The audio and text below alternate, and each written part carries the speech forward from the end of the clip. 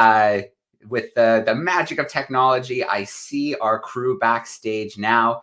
The joys of live event across multiple continents. I think we had a link confusion, but we've got our crew. So I'm so excited for the third year to welcome Osa Conservation to our event. It's a nonprofit organization dedicated to protecting the globally significant biodiversity of the Osa Peninsula in Costa Rica. What makes the Osa Peninsula special? Well, lots of things, not to mention that it harbors 2.5% of the biodiversity of the entire planet and less than 0.1% of its total surface area. So projects include sea turtle conservation, camera trapping, forest restoration. I'm just scratching the surface. So we're about to meet up with Andy Whitworth. He's the executive director of Osa Conservation and is a National Geographic explorer. He's a tropical field ecologist who started his career wrangling snakes and using camera traps to capture elusive wildlife. Andy, it's so good to see you. Good to see you, Joe. We're here again already. I know. Time goes so fast, and I know you spent some time in Peru this year, so you've been a busy guy. I did. I've been to Peru, I think, 3 trips this year down, Wow. both into the Amazon and up in the cloud forest. And luckily, I get to spend most of my time here on the Osa Peninsula. So I'm pretty privileged. Absolutely. Well, Andy, I'm going to let you take over for a little bit. I know we're going to see some projects. We're going to get to meet some incredible members of your team, some from the past, some new members we haven't had on before. I'm excited. Absolutely. Yeah, I'm going to take you around and we're going to kind of meet. We're going to take 4 kind of pit stops and see some of the different projects and work going on down here with the team. And I want to kind of walk you around our farming landscape where we have our restoration experiment, where we produce a lot of the food for the people living in our biological station. And our farm is actually part of our conservation mission. So our farm is a place where we think about food production, where food comes from, and how that fits into nature conservation. And so that's where we're going to start today. Before we start talking about how we're going to regrow forests and rewild landscapes, we're going to talk about how we're going to farm in a different way. And so I want to introduce you to Dasha, who hopefully you can see behind me here. Hi Joe. Hi everyone. So Dasha works on our regenerative farm, focusing on how we're going to produce food in an organic and healthy way. And we get that food to the station. And it's a talking point with our scientists and conservation biologists that sometimes maybe don't engage with agricultural practices, which is one of the major stresses on the planet that we have with so many people. So I'm going to kind of hand over to Dasha, and she's going to tell us a little bit about what's going on at the farm right now, what's being produced at the farm, and why her mission and her role down here is so important. So Dasha, I'm going to kind of hand over to you and I'll poke some questions. Sure. Well, here right now, I have part of the harvest that we send every week to our station. Right now, we have around 50 active crops, but I'm going to show you one of them. This is our jackfruit. That's huge. It's bigger than your head. Yeah, it is. So this is really important because this is an actual superfood that we eat weekly at the station, and we use it like as a vegan meat, a vegan option. We also have some squash around here, and again, almost like the size of my head. I think this is quite small. And all of this that you're producing is organic, right? Yeah, everything is organic. Right now, what we are doing is producing our own bio inputs. So we are using compost with the wastes that come from our kitchen, but we are also using chicken manures, for example. So that is how we are giving all those nutrients to our plants without causing any damage to our nature. So that's a really, really important fact of this farm. We also have some papayas around here, and you can tell that all that I've been showing you is really, really big. And maybe sometimes we hear that organic products are smaller than the conventional, but actually, if you're doing a really good work with your bio inputs, you can harvest yuccas, for example, like this big. So yucca is how might everybody know that? Explain to us what a yucca is. Yucca is a tree. It's like a mix between a herb and a tree, and what we do is that we harvest the root. So usually we plant it, and in a year you will be able to have chickens like this big. That's huge. Yeah, it is. Another curious thing that we have here at the farm, I'm going to try to show you closer. This is achiote, is the name in Spanish, or Britza orellana, which is the scientific name. And this is a peculiar plant because you can use it to change the color of your food. For example, I'm going to try to show you how is it look in my hand, for example. Oh wow, that's like a paint. It's like a paint, exactly. And it can also protect you from the sun. Okay. Yeah. So we are growing this at the farm, and usually you can put it in the rice, for example, to make it red. We also have avocados. Well, everybody loves an avocado. Yeah, and mangoes as well. Wow. And this corn looks amazing. Beautiful colors. Yeah, we call that maíz pujagua in Spanish. Usually we produce this in the north part of the country, but it's also an option to have it here. So this is the corn pujagua. Very nice. Yeah. Very nice. And I notice you've got some beautiful eggs here as well. Yeah, and we are going to move to our chicken coop because we are not just feeding our community, but we are also feeding our chickens with this amazing products. So we are going to move along, and I'm going to show you with Andy our coop. So what I'm seeing here is a pretty much a luxury chicken palace. Why are there so many fences? Like what's going on here? It kind of looks like a hotel stroke a prison for chickens. Yeah, I know it's a whole challenge to have chickens around here because the fauna around, for example, the ocelots and other cats we can see around.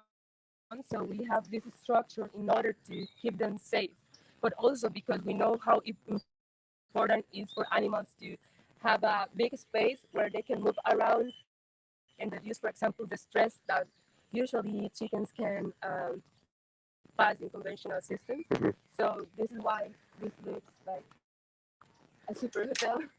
So Eleanor from the wildlife team, who you've met before, Joe, was showing me some camera trap footage from down here on the farm. And you can see the ocelots walking around the chicken pen, looking for a way in. And so that's why we, and these are the challenges that people living in tropical regions who are trying to produce something pretty fundamental, right, as food and livelihoods. They've got to deal with the challenges of wildlife like tigers, like ocelots, and those predators conflicting with, a fundamental basic human need, just being able to produce food. And so this is quite incredible to see. And have you lost any of these chickens to predators so far? No. As you can see, they really, really like fruits because we are not just using like grains, but fruits, and you will see some plants over there, like golden bottom, and we are using that. But so far, the predators are not visiting us so much. Okay. Because the system can really keep them in a free range mood, but also safe. These are some pretty happy chickens, I have to say. And so we're pretty fortunate at our station, Joe, that every day we're enjoying beautiful, free-range, fresh eggs produced by these lovely ladies. And you can see every day we get this. And they're the most delicious, fresh, free-range eggs. I had a couple of boiled eggs this morning for breakfast. Yeah, it's amazing to say that we have around 80 chickens, so every day 80 eggs. Phenomenal. So this is how we feel. We feed our field biologists, scientists, and the hard people working on the front line of conservation. They have to learn about the hard work of farming. So I was down here about a month ago with Dasha, and we organised a minga. Yeah. And we had like 30 people that day come and plant all those bananas, right? Yeah. Yeah, and it's really interesting because we are doing a kind of companion crops. So now we are using, in order to humidate the soils, we are using, for example, plantings with some beans, like mucuna beans. So we just keep the whole system with this companion, and that's a way to fertilize organically and naturally your crops. And the most incredible thing is, right, that this was a traditional cattle farm just 20 Yeah. years ago, right, with hundreds of cows on it, and it was just cattle pasture. Exactly. And It's amazing to see how everything with bio inputs and with crops that we use to keep the soils in better conditions are changing the soil. Now we are seeing more worms in the soil. We are seeing less compact soil because of that.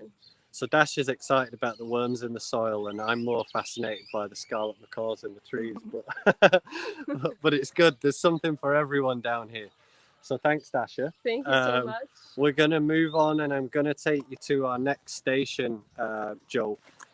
Awesome. Thanks, Dasha. Me moving isn't going to be too bad. I'll be moving for hopefully a couple of minutes, and I'm going to take you to meet a member of our wildlife team, Johan.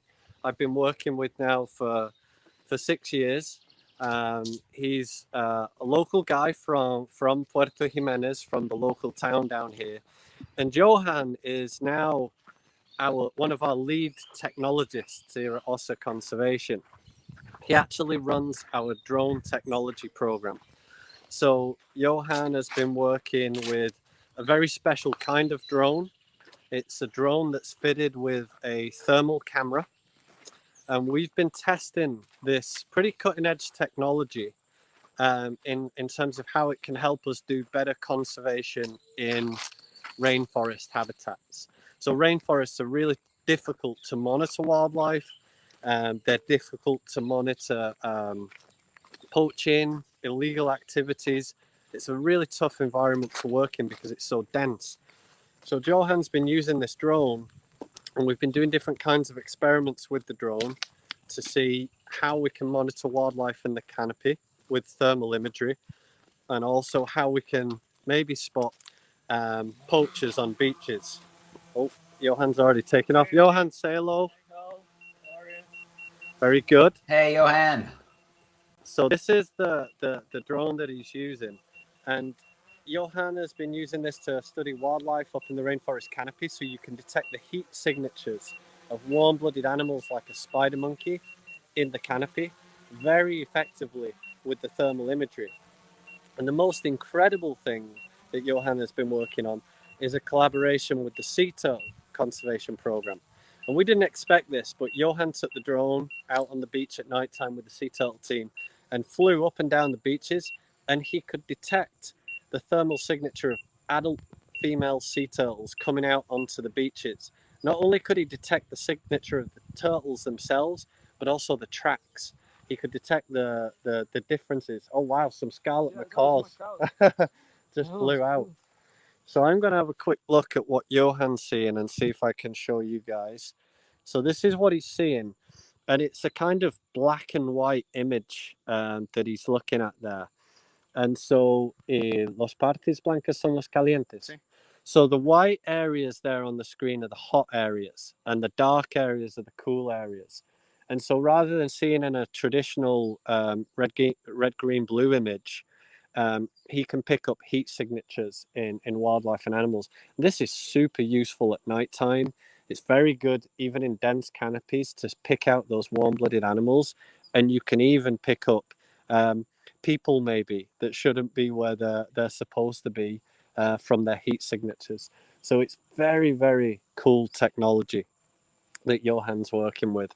And obviously it's a way that we can keep rangers and people who are doing monitoring projects like the Sea Turtle program safer, because sometimes it can be a potential danger to run into poachers or to end up in a situation that could be potentially dangerous. ¿Viste algo? Macaws. So here's very cool. Johan can actually spot some scarlet macaws. I'm going to try and go and zoom. Oh, whoa, he's flying. Yeah, it's good. So you could even see there on that screen in the daytime a scarlet macaw flying out of that tree in real time. So it's very, very cool. So Johan, what I want to ask for everybody watching, ¿cuál es su tema favorito de trabajar con los drones? So I'm asking Johan what his favorite thing to work with drone technology is. Wow, so this detection and the spider monkey and the studying the turtle is beautiful. Yeah. It's cool. So he says like he just loves working with the wildlife and being able to think about studying things like sea turtles and beautiful animals, endangered animals like the spider monkey. It's a real passion of his to take technology and then be able to apply it to these threatened species. So, good job, Johan. ¿Dónde vas a volar el dron? Oh, yeah, so this is the detection in the Amazon.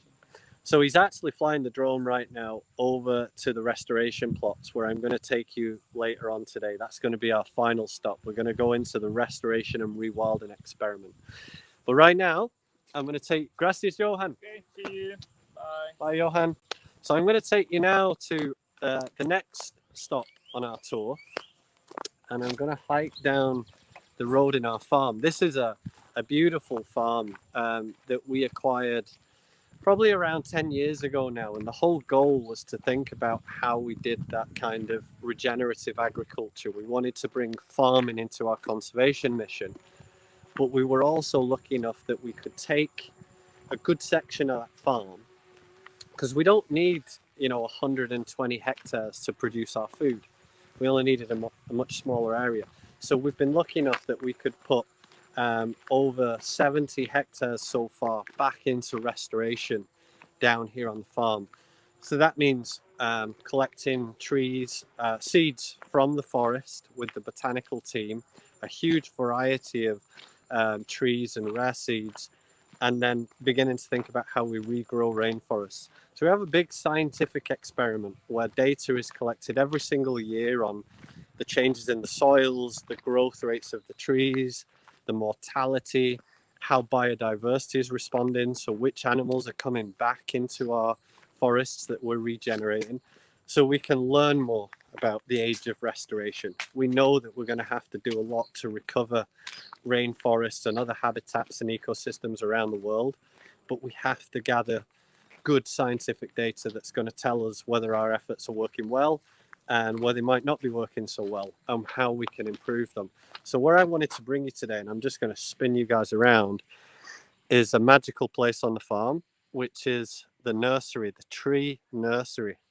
It's pretty spectacular because this time of the year it's pretty full with trees, and the guys now with the first rains are about to start planting these trees out in the forest.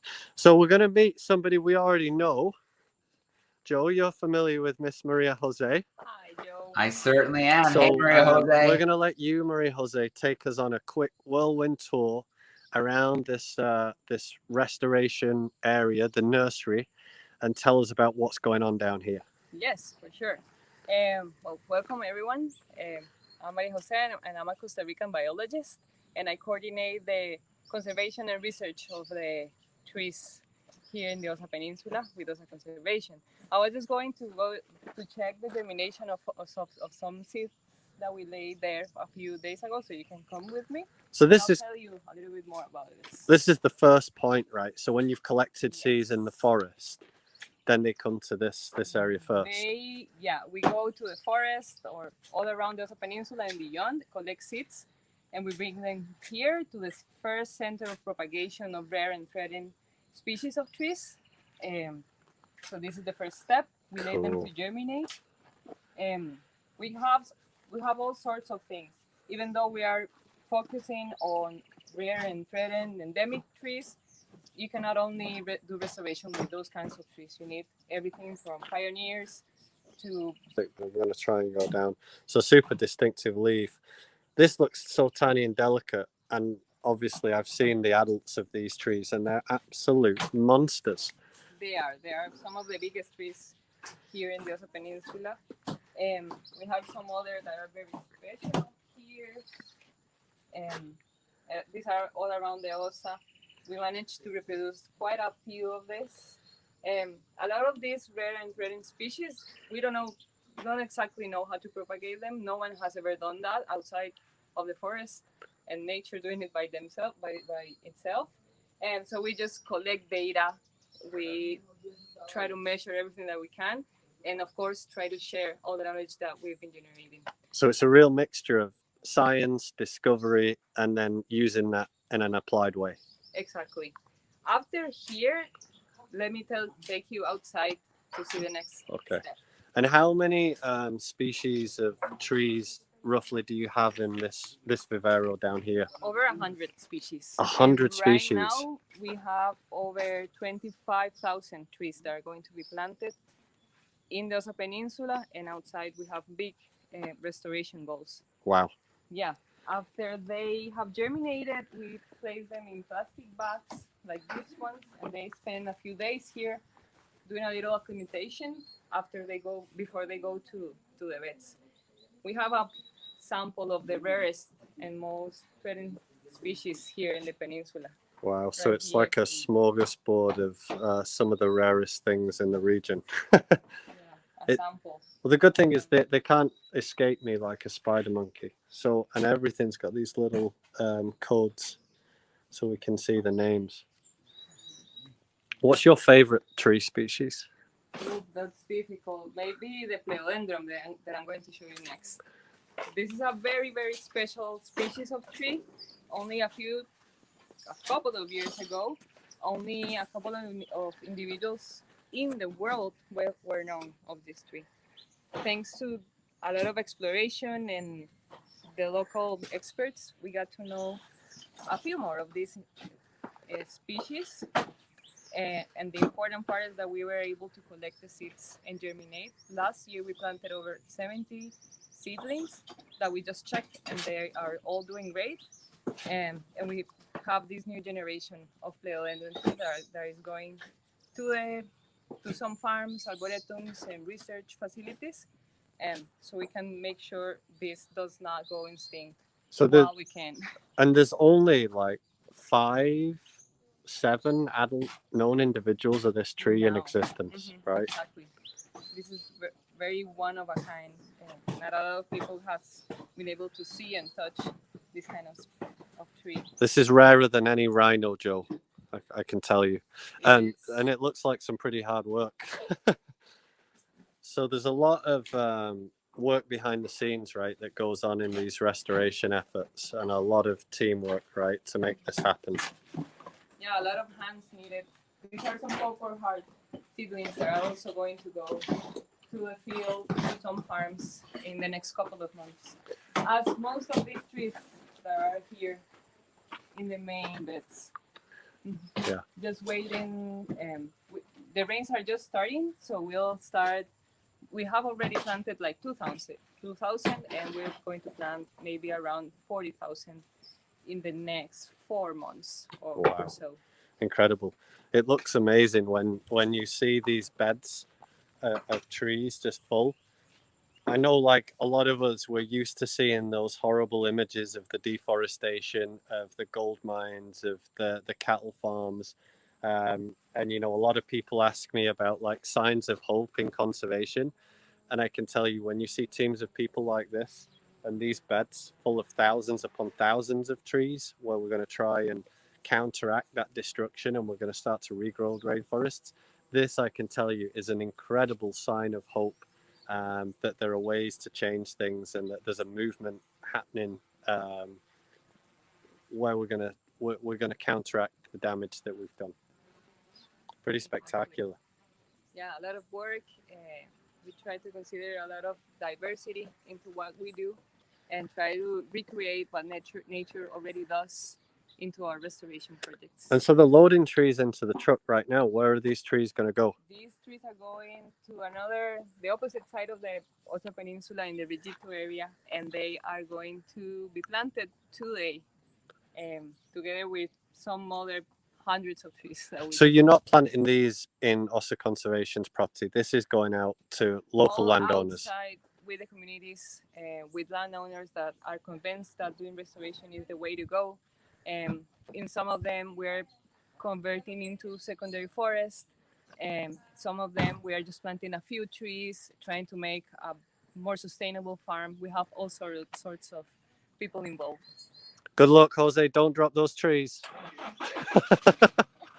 All right, well, that's perfect timing. Thank you very much. We're going to go and see some, let's look at what we made earlier.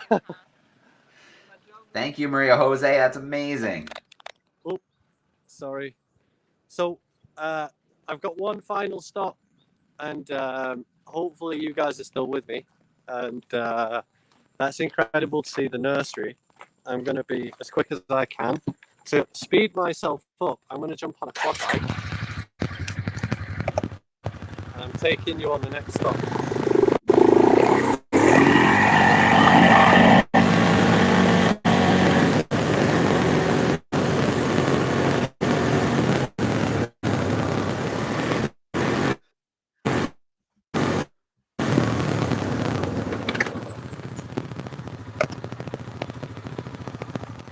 All right, it was just a quick ride, but I wanted to take you into one of the very first restoration areas of our farm that used to be a cattle farm. So 5 years ago when I joined Osa Conservation, this area that I'm in right now, there's a whole sign here about this project and this experiment that you can see. This behind me was a field full of cows. And so this was one of our first restoration experiments. And some of these trees now are kind of 8, 9, 10 meters high around here. Very diverse, beautiful. But you can still see there's a lot of grass in there as well. So restoration is in the tropics is relatively quick in some cases. But it's still a challenge. But I wanted to show you kind of what a young secondary forest looks like, and show you a little bit of the experiment that we began 5 years ago now. And then what we've got is different types of planting, Joe. We've got different types of restoration. So here is a very different type of forest. On this side, it's very dense. It's full of diverse old growth species. And here what we've done is use this pioneer tree, which is a balsa, a very light, fast growing wood. And the canopy in this area is much taller. Here, the balsa trees are already at like 15 meters. And it's dominated by the pioneers. So but it is incredible that we can now show people the whole process from seeds coming from the forest, going into the nursery, and then you can actually walk around a young secondary forest.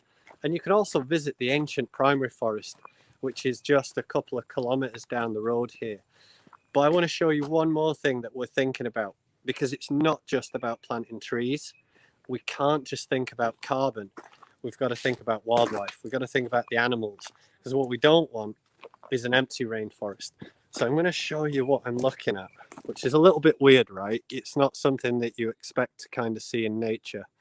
I'll be honest, I'd rather see a 1,000-year-old tree with a big hole in it.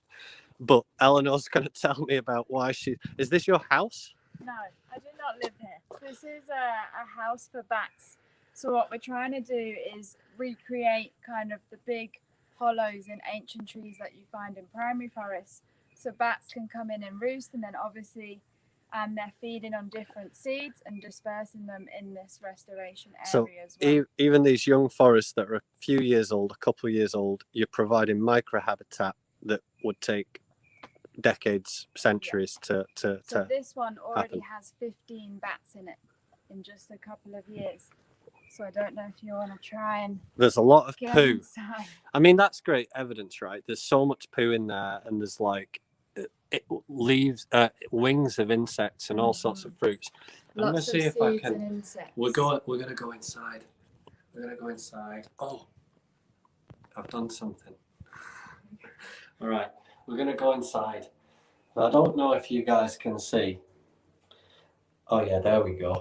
Yeah, we can see So them you up. can see the little bats in there flying around, flapping about. You see them? So there's 15 in here. Yeah, 15. All right, I'm coming out now.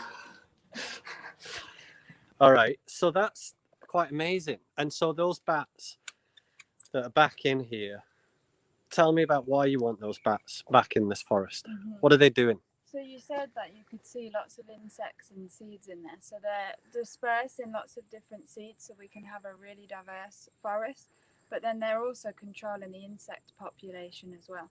So these boxes kind of bring back ecological interactions into this really young forest. So even farmers, right? If you had a farmland and you've got, maybe some forest, but you're doing a lot of agriculture and you've got problems with controlling pests, having a bat house wouldn't be a bad thing, right? To help control some of those insects. Definitely. And if you want to bring in pollinators as well. So bats pollinate a lot of different foods and trees as well. But also with these bat boxes, we didn't just find bat poo in them. We found poo of other species. So what we've been doing... Not human poo. No, not human poo. Animals. So we've been installing camera traps to see what other animals are using these cavities. And we've also been doing it in primary forests as well. So that's the entrance hole that the bats are using, right? Yeah. Okay. And so what we found is we've had ocelots going inside and using them as shelter, but also hunting other animals that are resting in there as well, like the white-nosed coati. And there's a clip on YouTube, Ocelot versus Coati. You should all check it out. We've also had collared peccaries coming under the bat box. So they go under, just sheltering out the rain. And we've seen that behavior in big, ginormous trees in primary forests as well. So it's offering a service within like 5 years of planting that you'd only normally see in a forest 70 years old. So we've been installing these camera traps to see kind of what else we're going to find using these boxes. Because we were just expecting bats, but it was a nice surprise that other animals are using them as well. That's incredible. So, Joe, like what I wanted to kind of bring you guys on a little tour of today is the level of detail that the team here is thinking about, from food production to restoration, how we regrow rainforests, and then how we rebuild habitats for wildlife. And ultimately, this all boils down to thinking about coexistence, how we're going to recover landscapes, how humans are going to use landscapes to produce food, and how people are going to live alongside nature and think about nature conservation in a different way. So those are kind of the quick stops we've gone along the way, and I'd love to throw it back to you and anybody watching for questions for me or anybody else. All right, Andy, are you able to hear me okay? Oh, sorry, Joe. I struggled to hear you there. Okay. There we go. I can hear you now. You got it? Good. Oh my gosh, Andy, that was every time we visit Osa Conservation is amazing, but that was such an awesome tour through technology, through the farm, through the seed to the new forest. That was spectacular. No detail missed. No, we're trying to cover a whole scope of things. So hopefully that was that was kind of fun to see how things fit together, right? And I have to say, this is year 3 of the Global Biodiversity Festival. That ride on the ATV was like one of the best things that's ever happened. That was so cool. Amazing. Sorry, it's breaking up a little bit, so I missed the back end of that. Oh, I was just saying that ride on the ATV you took us on was one of the best things we've ever played. That was pretty cool. Go over here. All right, I'm going to see if my connection improves a little bit over this way. Yeah, absolutely. Let me know if you can hear me okay, Andy. Let me know if it gets a little bit better. Are you able to hear anything? I hear you, yeah. You're coming through nice and clear. All right. Sorry, Joe. I can't hear anything, but okay. Oh no, now I can. You can't. Okay, don't move anymore. All right. I was just saying that in the 3 years of the Global Biodiversity Festival, that little ATV ride you took was one of the coolest things we've ever broadcast. That was awesome. All right. I hope it wasn't too stressful for everybody. No, it's awesome. Very cool. Lots of questions, but so let's at least touch on each project. The farming, those techniques are obviously amazing. You're getting huge results, massive fruits, massive yucca. Are you sharing those methods with the local community as well? Yeah, so that's a longer term goal, right? So that there's a lot of trial and error with things. So as the goal is that what we want to do is once we're producing enough seed for ourselves and those techniques are right, is to use the place like a training center, and hopefully we'll get to a point where we can become a seed bank and we can produce seeds and fruits and saplings for other members of the community. So that's the longer term goal for us, is to see that become a kind of training center. So I'd love to see that place grow and that we could generate the investment so that we can use it as a hub. That's absolutely the mission. All right. So Johan, with the drone technology, I haven't heard you talk about that project before. So that was the first time for us to get a look at the project. And I'm wondering, it's great technology to have, you know, in real time when you have a pilot. Do you think down the road, maybe, you know, it can be more autonomous where the drone can go out and fly a path and then come back with the data? Well, that's super interesting. That's actually what Johan does when we go down to the beach. Okay. He's actually not flying it manually. He does pre-planned flight paths. So Johan's just kind of down there and he clicks the button and watches it go and kind of waves it. And then he can focus actually what's on the screen and what he's seeing in the imagery in real time. There's a lot of development to do for sure in terms of if we want to use that for data for monitoring and longer term analyses, then we need to understand more about how the drones counts compare with, say, traditional techniques or real density estimates. And we also need, we know, right, there's so much data on the planet right now, and what we need are the pipelines and the systems to handle the processing of that data. So poor Johan right now has to sit there and look through those videos and count those sea turtles by hand. But the goal is that once we've done enough of the labeling, that we can generate AI models that should be able to do the data processing and do those counts automatically. And that's really transformative when you think that there's, I don't know, upwards of 4,000 sea turtle programs all over the world, that new technologies could help them do their projects more accurately, maybe more efficiently, and probably much safer as well. Very cool. Now, talking about the seeds, in the past, you've talked a little bit about the collection process to get those seeds in the first place. Can you tell us a little bit about that? Yeah, I think we've been hanging in trees a few times, right? When we've been We definitely have been. Yeah, we've hung out a few times. So yeah, I mean the process is it varies, right? So some trees will be really lucky and they'll drop the seeds, and we just have to go there and we have to know the timing, right? So Marvin, who is our kind of lead botanist, grew up in this peninsula and he knows the trees better than anyone. He's such a skilled human being. He's amazing, and he knows when these trees are going to fruit. And that takes years and years of knowledge and experience to acquire. And some trees don't fruit every year. Some trees only fruit every few years. And Marvin is very skilled at knowing those timing events. And then the other technique is that some fruits are so valuable to the animals that they get eaten before they get a chance to fall to the ground. So there's kind of a bit of a competition to go on to kind of wait till those fruits are kind of ripe. And then Marvin's got to climb up those trees with the tree team and compete with the wildlife a little bit to make sure that we've got some of them that we can put in the nursery. So it takes a lot of skill, especially if you want to find those rare and endangered and valuable species. Yeah. So the bat house that we just saw, the bat box, here in North America, we usually see them up high and really thin. What's the design behind the really large low to the ground?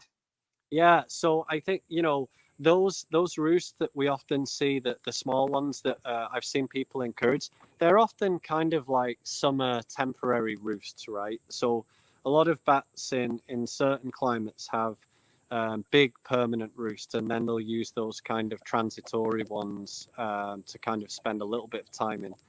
The ones that we're designing here for tropical rainforest, and I have to give a big shout out to a researcher at the University of Costa Rica, Gloriana Chaveri, who really was the brain behind this initiative, was to think about, in a old growth ancient rainforest, you have these giant, sometimes centurion trees, 300 years old, some of them up to 1,000.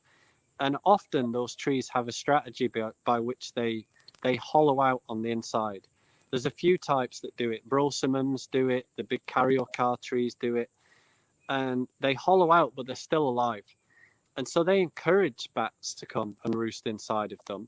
And in turn, the bats are obviously bringing nutrients. They're bringing the feces and the guano. And so they're enriching the soil around that tree with nutrients, which is good for the tree and potentially good for the tree's offspring. So it's a kind of very neat strategy. And obviously that's going to take a long time to develop in a secondary forest. So we're trying to speed up basically the rewilding process. We're going to say, we know in our little plots that it's too young for those giant cavities and those habitats for bats to happen.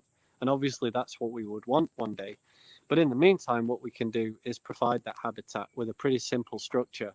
And I think that's going to overall help the rewilding process. Like Eleanor said, those bats are going to help control insect pests. And they're also going to bring in the frugivorous bats are going to move seeds and fruits around. And actually, when you walk around in these restoration plots now, I see a lot of trees that we didn't plant. The bats and the monkeys and the birds brought those seeds in. And so we call it seed rain. The fruits and the seeds that are brought in by the animals in an early successional forest, we call it seed rain. And so by providing microhabitat, it's going to increase that seed rain and hopefully increase the success of forest recovery and the diversity of trees within those forests. All right. Well, Andy, the last thing, just briefly, I want to touch on before we sign off for today is the last couple of years, Rolex has supported the Perpetual Planet Initiative, has supported this festival and making it happen. And I know the Perpetual Planet Initiative supported an amazing expedition not too long ago to Everest with National Geographic, but just recently, a really cool multi-year expedition was announced, and I believe you're part of it. I'm really sorry, Joe. The audio went again. Oh, no. That's good. We're good? Yeah, we're good there. Okay, I was just saying, Rolex, Perpetual Planet Initiative, has the last 2 years helped to fund this festival and make it happen. And recently they had the Everest expedition for the Perpetual Planet, and recently was just announced a really exciting multi-year rainforest expedition that you're a big part of. That's so cool. Yeah, I can't believe it. It's so amazing that I could be part of that project. And obviously I'm in love. I'm working with the rainforest here in Osa, but I spent 9 years living and working down in the Peruvian and the Ecuadorian Amazon rainforest. And obviously, Ruth, who is the most amazing person that I've worked with Marvin on this restoration project. And she's now back in Peru, leading her own incredible project on Andean bears and looking at how those bears move up and down the foothills between the Amazon rainforest up to the Paramo in the Andes. And so it's one of the key expeditions on this story, from the source of the Amazon down to the output on the mangroves. So I'm working with an amazing team of people from Brazil, from Colombia, from Peru, and I'm really excited to be part of that. So I'm going to be heading out there with Ruth in July, and we have some bears going in our traps right now, and hopefully in July we're going to be putting some collars on those bears to kind of learn about their movements and understand how they're moving seeds around in the Andes Amazon region, and to learn about how climate change is going to be a threat to that species. So yeah, it's an amazing project. All right. Absolutely amazing, Andy. We can't wait to follow along. I hate prying away from the rainforest here, but we've got to. The show must go on. I'm putting osaconservation.org down at the bottom. Please do check out the site. Please do donate. You can find them on social media, Instagram. I believe it's at Osa Conservation as well. So do follow, do keep up to date, visit the website and the projects, visit the Osa, of course. And then, yeah, come on down. And then, yeah, donate to help make this work, this incredible work, continue to happen and continue to grow. Andy, a shout out to Dasha, to Maria Jose, to Johan, to Mark, to Eleanor. It was so great to see everybody. And as always, it's great to have you as our guide. Yeah, it was great to see you again, Joe, and loving seeing the festival grow and grow. Much love to everybody, and enjoy the rest of the presentations. All right, Andy, we'll see you later. Say hi to everyone. Bye, Joe.